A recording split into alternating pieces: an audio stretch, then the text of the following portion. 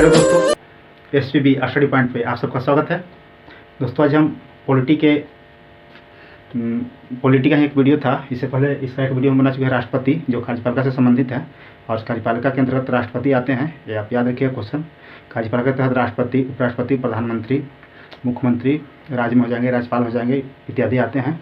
तो कार्यपालिका के एक अंग ही है राष्ट्रपति, और इन्हीं को हम पढ़े थे। तो पिछले वीडियो में हम पढ़े थे आपको 56 तक, पदावधि तक हमने पढ़ लिए थे, और बाकी बचे हुए हमने बताया था कि नेक्स्ट वीडियो में लाएंगे। तो वही आज हम लेकर आए हैं। तो बचे हुए अनुच्छेद है राष्ट्रपति से, क्योंकि ये ऐसा चैप्टर है दोस्त पॉलिटी का कि यहाँ से आपका कोई भी एग्जाम है वहाँ से यहाँ से इससे टच कर ही जाता है एक क्वेश्चन। चाहे उनका निर्वाचन से संबंधित पूछ लिया जाए, या उनका पदावधि से संबंधित पूछ लिया जाए, या इनकी योग्यता से संबंधित पूछ लिया जाए, कुछ भी पूछा जाए, कार्य शक्ति के बारे में पूछा जाए, या पद के बारे में पूछा जाए, तो शपथ के बारे में पूछा जाए, तो सभी के बारे में कहीं ना कहीं क्वेश्चन आपको देखने को मिल जाएगा, इनसे रिलेटेड कहीं ना कहीं। तो राष्ट्रपति का हमारा दूसरा वीडियो देखेंगे। और सबसे प्रथम क्वेश्चन याद रखिएगा पहला कि इसमें राष्ट्रपति है जो भारत का प्रथम नागरिक होते हैं। कि आपका हर एक एग्जाम में क्वेश्चन देखने को मिल जाएगा कि देश का प्रथम नागरिक कौन होते हैं, तो राष्ट्रपति होते हैं। तो आइए शुरू करते हैं। 57 हम पिछले वीडियो देख चुके हैं, आप लोग देख लीजिएगा। उसमें देखे थे 52, 53, 54, 55 और 56, इतना हम इतना अनुच्छेद हम देख चुके हैं। इसको आप देख लीजिएगा पहले वाला वीडियो, तो बेहतर रूप से आपको 57 की बात समझ में आएगा। वही शुरू करते हैं। 57 में इनका है पुनर्निर्वाचन की योग्यता। भारत का जो राष्ट्रपति हैं जो पुनर्निर्वाचन का योग भी हैं। और ऐसा एक अद्भुत है भारत में कि ऐसा है कि एक आदमी कितना बार राष्ट्रपति बन सकते हैं, चाहे जितना बार वो जीते उतना बार राष्ट्रपति बन सकते हैं। बस USA है, वहाँ पे दो बार ही माना जाता है राष्ट्रपति। USA और अन्य देश है, यहाँ से 2 बार ही राष्ट्रपति बन सकते हैं। और भारत में है जो आप जितना बार चाहे निर्वाचित हो सकते हैं, 1 बार, 2 बार, 4 बार हो सकते हैं। आपको जो टाइमिंग है वो एज 35 साल होनी चाहिए। तो आइए आगे देखते हैं। 58 में योग्यता हो जाएगा। योग्यता से संबंधित क्वेश्चन पूछा जाता है, तो यहाँ बहुत लोग कंफ्यूज जाते हैं। सबसे पहले तो इसमें याद रखें कि योग्यता 58। 57 पुनर्निर्वाचन। एक व्यक्ति, जैसे भारत के एक व्यक्ति, कोई भी व्यक्ति, भारत के कोई भी नागरिक एक से अधिक बार राष्ट्रपति बन सकता है। तो आपको क्वेश्चन देखने को यही मिल जाता, बन सकता है, एक से अधिक बार राष्ट्रपति बन सकता है। तो इसी को कहते हैं पुनर्निर्वाचन। पुनर्निर्वाचन क्या होता है कि भारत के कोई भी नागरिक जो योग्यता रखता है राष्ट्रपति बनने का, वो एक से अधिक बार आपको राष्ट्रपति बन सकता है। तो आपको क्वेश्चन नहीं पूछता है कि भारत में राष्ट्रपति कितने बार मैक्सिमम जीत सकते हैं चुनाव, कितने बार लड़ सकते हैं। तो आपको एक से अधिक बार, आपको ध्यान रखते हैं कि एक से अधिक बार राष्ट्रपति का चुनाव लड़ सकते हैं, बन भी सकते हैं और जीत जाते हैं। तो अब कहता है योग्यता में हम लोग देखते हैं कि राष्ट्रपति बनने के लिए कुछ योग्यताएं होता है, उसको हम देख लेते हैं।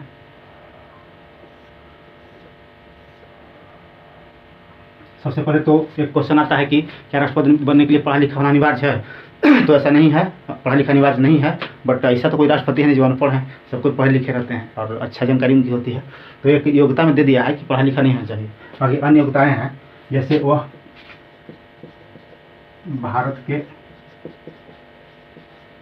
नागरिक हो, ठीक है।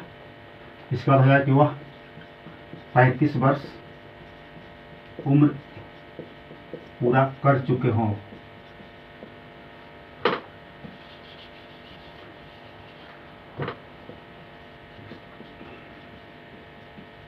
और कर चुके हों, अगर 35 वर्ष में अगर एक दिन भी आपको एक दिन भी अगर कमता है तो आप इसके लिए योग्य नहीं है राष्ट्रपति के लिए। 35 वर्ष उम्र पूरा कर चुका हो, मतलब कि 35 वर्ष प्लस होनी चाहिए, नहीं 35 वर्ष, 35 या 35 प्लस, 35 वर्ष उम्र पूरी कर चुके हो। आगे देखते हैं। लोकसभा सदस्य निर्वाचित होने योग्य हो, निर्वाचित होने की योग्यता रखता हो।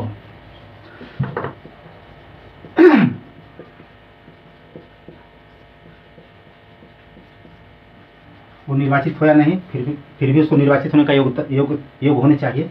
और आगे है कि किसी भी लाभ का पद धारण न किया हो, किसी भी लाभ का पद धारण नहीं किया हो। एक मिनट दोस्त, इंक खत्म हो गया है।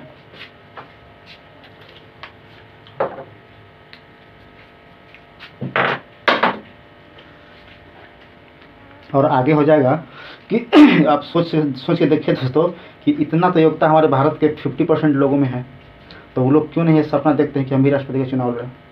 ऐसा इसलिए कि एक ऐसा इसमें शब्द है कि आप भी सुनने के बाद सोचिए कि बहुत कठिन है। इसलिए इसमें वही लोग लड़ सकते हैं चुनाव जो किसी राजनीतिक विशेष दल से संबंध रखते हों, और किसी की बस की बात नहीं है कि वो चुनाव राष्ट्रपति का लड़ सके।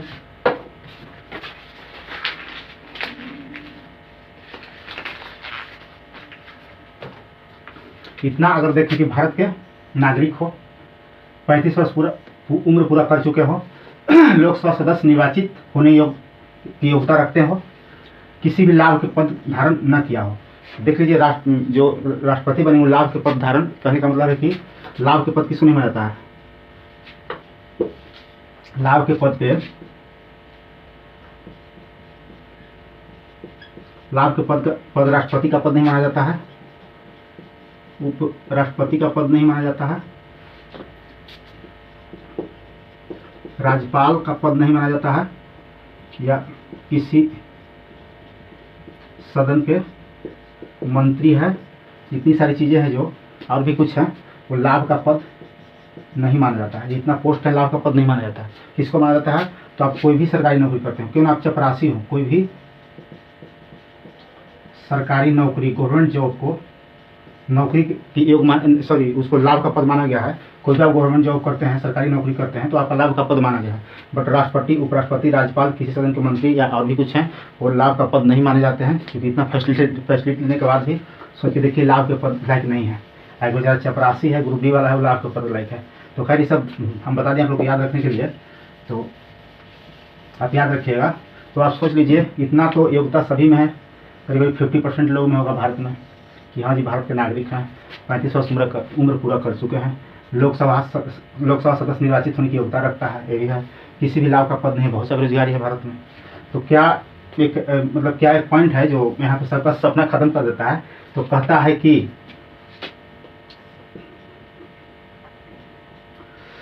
50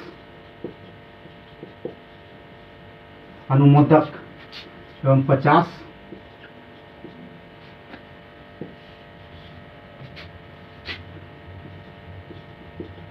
प्रस्तावक जो निर्वाचन मंडल का सदस्य हो, निर्वाचन मंडल का सदस्य हो, उसमें से 50 अनुमोदक और 50 समर्थक। यहीं पे सपना खत्म है राष्ट्रपति बनने का। देख लीजिए निर्वाचक मंडल में कौन होते थे, तो संसद सदस्य होते थे, जो निर्वाचित सांसद होते थे। एक मिनट, निर्वाचन मंडल में कौन कौन होते थे, तो आपको लोकसभा, राज्यसभा एवं विधानसभा के निर्वाचित सदस्य, मनोनीत नहीं, निर्वाचित सदस्य। तो निर्वाचित सदस्य, यहीं से जो निर्वाचित सदस्य हैं वो 50 अनुमोदक और 50 अनुमोदक और 50 प्रस्तावक बन गए। तो ये राष्ट्रपति के मतलब आप राष्ट्रपति का चुनाव लड़ सकते हैं। तो सोच सकते हैं कि 50 को विधायक, 50 को ये मिले, किसके पक्ष में रह सकता है। तो कोई राजनीतिज्ञ होंगे जो कोई विशेष पार्टी से जुड़े होंगे, उन्हीं के पक्ष में रह सकते हैं। तो यही जो पॉइंट है, यहाँ पे सभी व्यक्तियों को बनने की योग नहीं रखता है, क्योंकि निर्वाचक मंडल से 50 अनुसमर्थक, 50 अनुमोदक। तो क्वेश्चन फंसाया क्वेश्चन में कि राष्ट्रपति के चुनाव में कितने अनुसमर्थक की जरूरत होती है, कितने प्रस्तावक की जरूरत होती है। तो 50 प्रस्तावक, 50 अनुसमर्थक की जरूरत होती है। तो आप देख लीजिए कि योग्यता में कि भारत के नागरिक हो, 35 वर्ष उम्र पूरा कर चुका हो, लोकसभा सदस्य निर्वाचित होने की योग्यता रखता हो, किसी भी लाभ का पद धारण नहीं किया हो, एवं 50 अनुमोदक और 50 प्रस्तावक की मतलब आवश्यकता हो, वही राष्ट्रपति चुनाव लड़ सकते हैं। इनका योग्यता में इतना चीज़ शामिल है। तो योग्यता से कुछ भी उठा तो पूछ देगा आपको, इसलिए याद रखिएगा, इसको ध्यान रखिए। 59 में है कि पद के लिए शर्तें, पद धारण करने के बाद क्या क्या शर्त लागू होगा। उसको दिखाता है अनुच्छेद 59 में। तो पहला शर्त कहता है कि अगर आप किसी भी संसद के किसी भी सदन या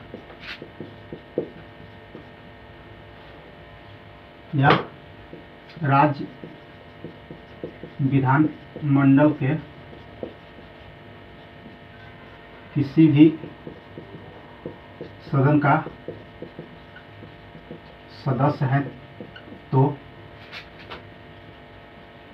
उसे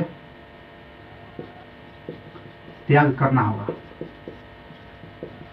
अगर आप राष्ट्रपति बन जाते हैं तो आप सदन के किसी भी सदन, मतलब समझ लीजिए कि लोकसभा होता है और लोकसभा होता है, राज्यसभा होता है, या संसद में हो जाएगा, राज्य में आ जाए तो विधानसभा, और एक सिर्फ विधानसभा होता है, नहीं विधान परिषद भी कहीं कहीं है, कहीं कहीं विधान परिषद भी है। तो अगर किसी भी सदन को, निचली सदन या ऊपरी सदन, यहाँ भी अगर ऊपरी सदन या निचली सदन, किसी भी मेंबर, किसी भी आप सदन का सदस्य हैं तो आपको इसको छोड़ना पड़ेगा। तो आपने समझ लिया कि अगर कोई मंत्री है, कोई विधायक है, कोई सांसद है, उन्हें पद त्यागना पड़ेगा राष्ट्रपति पद मिलने के बाद। फिर कहता है कि अगर राष्ट्रपति आप बनते हैं तो किसी भी तरह के लाभ का पद धारण नहीं करेंगे। अगर राष्ट्रपति आप बन जाते हैं तो आप सरकारी जॉब, कोई भी गवर्नमेंट जॉब आप नहीं ले सकते हैं। तो पहला शर्त में ही हो गया। फिर इसका शर्त होता है कि बिना किसी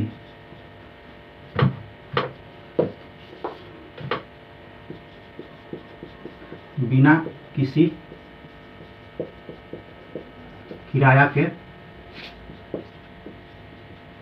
राजशाही राजाओं की तरफ आवास प्रदान होगा। अगर राष्ट्रपति आप बन जाते हैं तो बिना किसी किराए को कोई रेंट के आपको आवास मिलेगा, जो राजशाही टाइप का होगा। मतलब जो आवास होता है बहुत अच्छा एक राष्ट्रपति आवास होता है। कभी जाइएगा दिल्ली तो घूम के देखिएगा कितना शानदार होता है। तो आवास इनको फ्री वांटेड किया जाएगा। और जो वेतन है 5 लाख वेतन है, इनको 5 साल तक लगातार मिलते रहेगा, कोई बीच में कटौती नहीं होगी। तो आपको पद का शर्त है, जो पद मिलने के बाद आपको इतना सारी फैसिलिटी मिलती है। किसी आप सदन के, लोकसभा, राज्यसभा, विधानसभा, विधान परिषद के आप मेंबर नहीं रहेंगे, उसको त्यागना पड़ेगा। किसी तरह के लाभ का पता धारण नहीं करेंगे, कोई सरकारी जॉब नहीं करेंगे। बिना किसी किराए का आपको राजशाही आवास दिया जाएगा, या 5 लाख रुपया लगातार 5 साल तक इनको दिया जाएगा, कोई कटौती नहीं किया जाएगा। तो आपको हो गया अनुच्छेद 59 में इतनी सारी शर्तें हैं। 58 में योग्यता देखें, 57 पुनर्निर्वाचन देखें।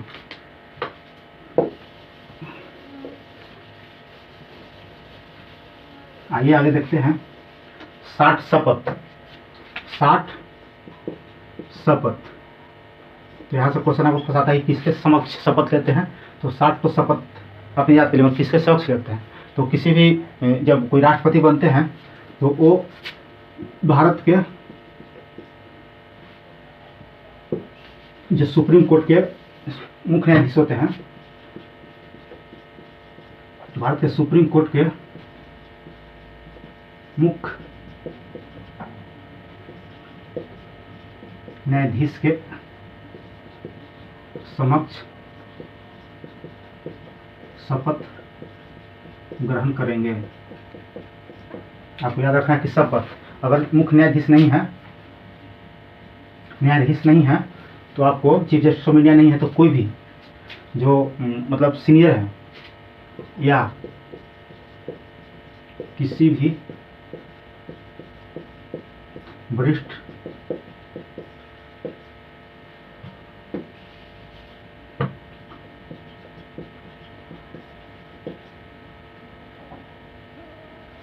न्यायाधीश के समक्ष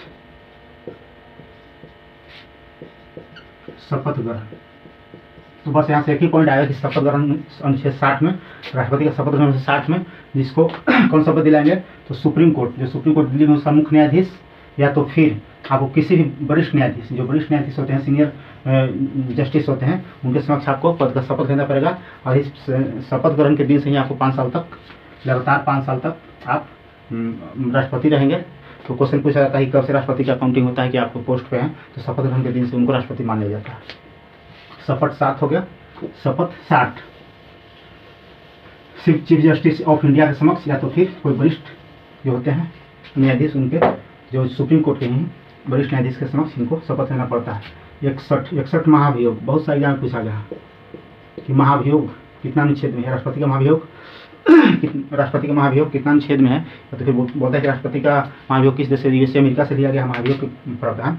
तो महाभियोग के प्रावधान किया गया है, ऐसा इसलिए कहा गया है कि अगर ये राष्ट्रपति हैं जो सबसे वरिष्ठतम जो वरिष्ठ अधिकारी हैं या प्रथम नागरिक हैं, अगर संविधान के दुरुपयोग करेंगे या संविधान के अनुरूप नहीं चलेंगे तो उनके समक्ष महाभियोग लाया जाएगा। ये आपको कहीं भी लाया जा सकता है, बट महाभियोग लाने से पहले एक चीज़ याद रखना है कि महाभियोग लाने से पहले 14 दिन पूर्व इन्हें सूचना दिया जाएगा कि आपने संविधान के अनुरूप काम नहीं किया है, संविधान के विपरीत कार्य किया है या संविधान का उल्लंघन किया है पद पर रहते हुए। तो 14 दिन पूर्व, या आपको क्वेश्चन पूछता है दोस्तों ऑब्जेक्टिव में कि कितने दिन पूर्व महाभियोग, कितने दिन पूर्व राष्ट्रपति को सूचना देना होता है। तो 14 दिन पूर्व राष्ट्रपति को सूचना देना होता है कि हाँ आपके खिलाफ महाभियोग लाया जा रहा है क्योंकि आपने पद का दुरुपयोग किया है, संविधान के साथ गलत आपने व्यवहार किया है, संविधान के अनुरूप नहीं चला है। तो 14 दिन पूर्व आपको देना पड़ेगा। तो इसमें कहता है कि अगर महाभियोग लाएंगे तो किस सदन में लाएंगे, तो किसी भी सदन में शुरू किया जा सकता है। अगर लोकसभा में ऐसा प्रस्ताव आता है तो लोकसभा में पेश होगा, या तो राज्यसभा में अगर प्रस्ताव तो राज्यसभा में पेश होगा। तो इसको इस तरह से आप समझते हैं कि समझ सकते हैं कि महाभियोग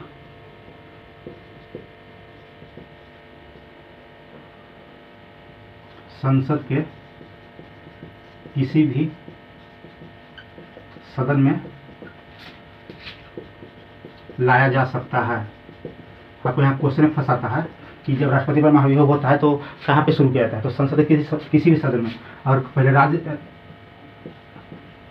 में आता है तो राज्यसभा शुरू करेगा, अगर लोकसभा में आता है तो लोकसभा शुरू करेगा। तो कहीं भी आप शुरू कर सकते हैं, या तो राज्यसभा में या तो लोकसभा में, आप कहीं से भी शुरू कर सकते हैं। अगर महाभियोग लाना हो तो कहीं से भी वहाँ के जो संसदीय सदस्य होते हैं वो शुरू कर सकते हैं, बशर्ते संविधान के अनुरूप कार्य नहीं कर रहे हैं, संविधान के विपरीत चल रहे हैं, अपने पद का दुरुपयोग कर रहे हैं, उसके दरमियान महाभियोग लाया जाता है। अनुच्छेद 61 के तहत महाभियोग, 61 के तहत महाभियोग 14 दिन पूर्व उनको सूचना देना होगा कि हाँ आपके खिलाफ लाया जा रहा है। तो ऐसा अभी तक भारतीय लोकतंत्र में देखा गया है कि अब तक कोई ऐसा नहीं है जिनके प्रति महाभियोग लाया गया है। और अभी तक एक और क्वेश्चन पूछता है राष्ट्रपति से संबंधित कि अभी तक लगातार 2 राष्ट्रपति कौन रहे, तो लगातार 2 बार प्रथम जो राष्ट्रपति थे डॉक्टर राजेंद्र प्रसाद, स्वतंत्र भारत के प्रथम राष्ट्रपति, उनको लगातार 2 बार रहने का अवसर मिला इस पोस्ट पे। तो महाभियोग आपने समझ गया, अनुच्छेद 61 महाभियोग संसद के किसी भी सदन में लाया जा सकता है, राज्यसभा लोकसभा में, और 14 दिन पूर्व आपको सूचना देना होगा। कहता है कि अगर कोई भी राष्ट्रपति हों और उनको कार्यकाल के दौरान अगर मृत्यु हो जाती है या वो बीमार पड़ जाते हैं या किसी कारणवश एट ए टाइम यानी अचानक उनकी पद होता है रिक्त हो जाता है, तो जो रिक्त होता है यानी कि मृत्यु हो जाता है, तो मृत्यु के दौरान या कहीं बीमार होने के कारण या कोई अदर कार्य के कारण अगर रिक्त हो जाता है, तो जब रिक्त हो जाएगा तो इस पर उपराष्ट्रपति को बैठाया जाएगा। तो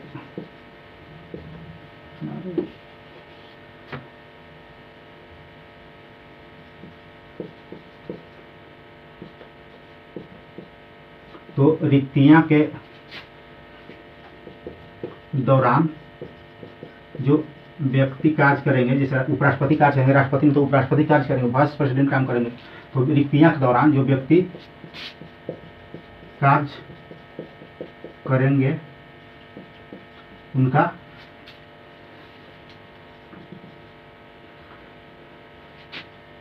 उनका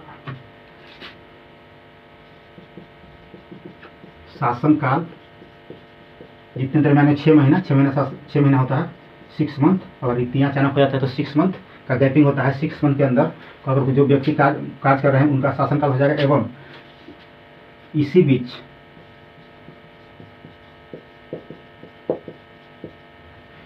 चुनाव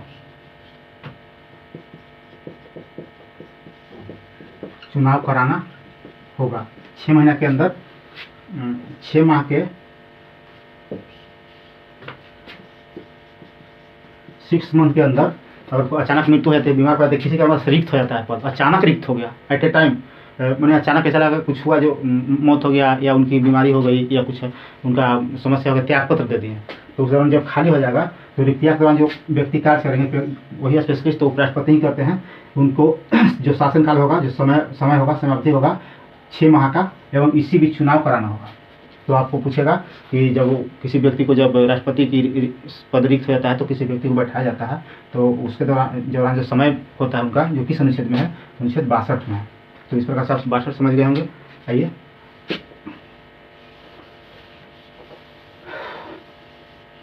आगे देखते हैं 71। 71 में कहता है कि आगे 71 है, जब अनुच्छेद 71 में कहता है कि जब राष्ट्रपति का चुनाव में विवाद हो जाए तो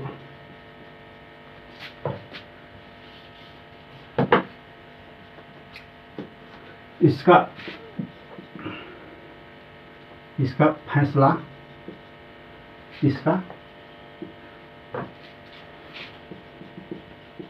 फैसला सुप्रीम कोर्ट का अंतिम माना जाएगा।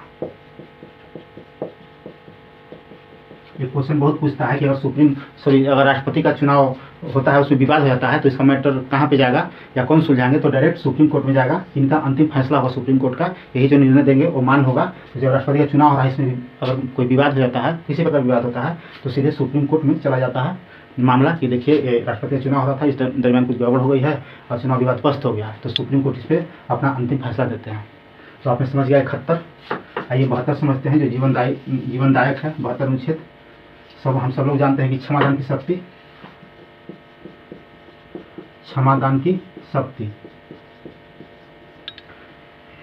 इसमें किसी प्रकार का अगर दंड मिलता है, जैसे उम्र कैद मिलता है, फांसी मिलता है, मृत्युदंड मिलता है, आजीवन कारावास मिलता है, तो इसमें आप जब राष्ट्रपति चाहेंगे तो अपना अनुच्छेद 72 के इस्तेमाल करके किसी व्यक्ति को क्षमा कर सकते हैं। तो किसी भी प्रकार का क्षमादान, किसी भी प्रकार का, तो जैसे मृत्यु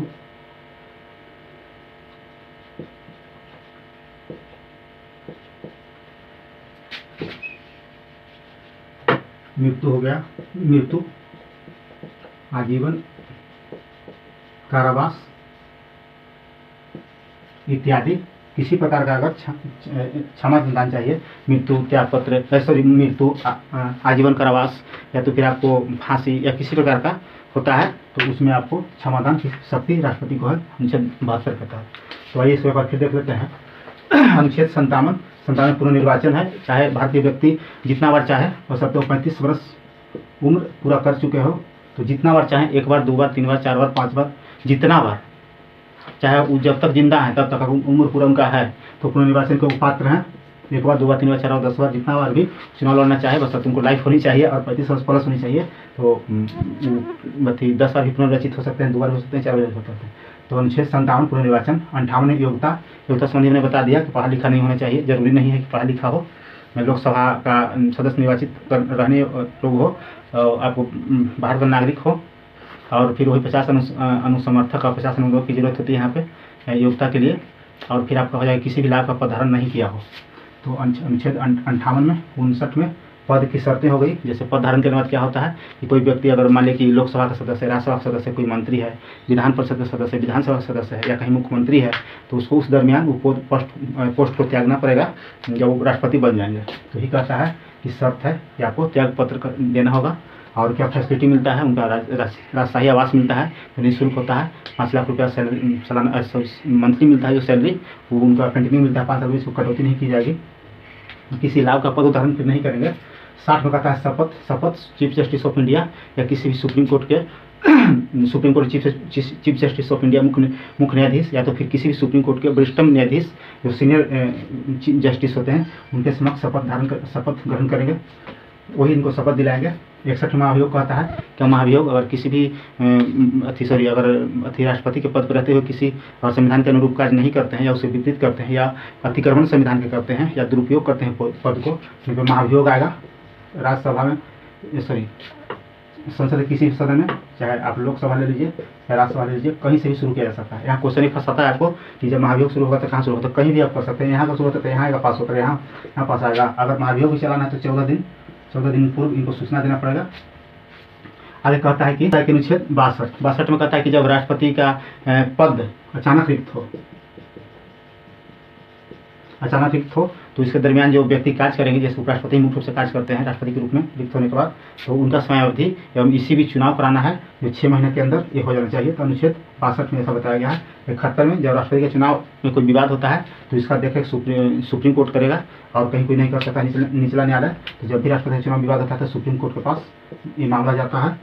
72 में कहता है कि क्षमादान, किसी प्रकार की मृत्युदंड हो गया या फांसी हो गई किसी को, कोई केस में या आजीवन कारावास हो गया, किसी भी प्रकार का क्षमादान अगर चाहिए तो अनुच्छेद 72 के तहत राष्ट्रपति क्षमादान करते हैं।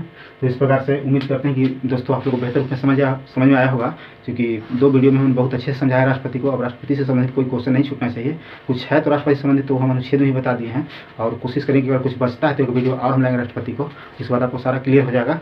तो दोस्तों उम्मीद करते हैं कि आप लोग इसको लास्ट तक देखेंगे और समझेंगे, और अगर अच्छा लगे तो लास्ट के साथ शेयर जरूर कीजिएगा। वीडियो को अंत तक देखने के लिए धन्यवाद।